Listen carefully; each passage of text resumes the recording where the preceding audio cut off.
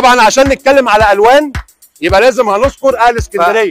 المعلومه الخاطئه او السمه التجاريه اللي دايما عندنا فيها مشكله ان يجي حد يقول لك انا معايا عصفور احمر بس انا ما باكلش الوان. هديه من الاستاذ عاطف مصطفى. العصفور ده هيتعمل عليه سحب، ده ريد فاكتور. دايما زي ما احنا عارفين ان اللون او الفيتامينز بيتخزن فين؟ في الكبد. من انا وصلت ريد موزايك ووصلت للريد فاكتور والمهرج البرتغالي، تمام؟ وتطور الريد فاكتور في الكناري على مدار سنين لحد ما وصلنا النهارده للعصافير اللي معروضه قدامنا النهارده.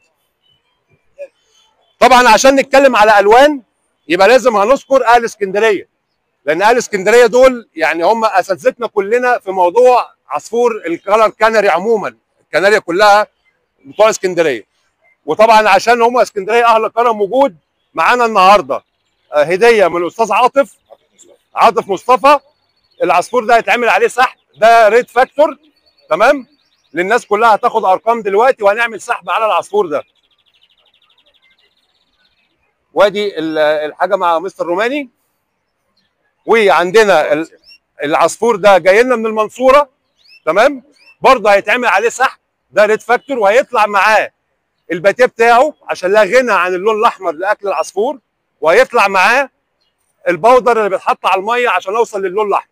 فالمعلومه الخاطئه او السمه التجاريه اللي دايما عندنا فيها مشكله ان يجي حد يقول لك انا معايا عصفور احمر بس انا ما باكلش الوان. لا، ما ينفعش يبقى عندي عصفور احمر ريد فاكتور او ريد موزايك او اي موزايك في الدنيا او اي عامل احمر من غير ما ياكل الالوان بتاعته، تمام؟ شركات الالوان تطورت مع الوقت وعملت لنا الكانتاكس بيحمل جواه مضادات لمشاكل الكبد. وفي دايما المشاكل دايما زي ما احنا عارفين ان اللون او الفيتامينز بيتخزن فين؟ في الكبد، صح كده؟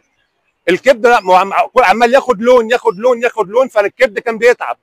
شركات الادويه وشركات المكملات الغذائيه عملت لنا الوان من ضمنها مطهرات كبد ومنشط كبد ومطهر كلى، تمام؟ فالنهارده احنا ما فيش حاجه اسمها ان انا اقلق من العصفور بتاعي باكله احمر طالما انا شغال صح وعارف مواعيد التشغيل امتى. ودي محاضره الاستاذ حسين النهارده معانا. دي هديه الاستاذ فؤاد سامي من المنصوره.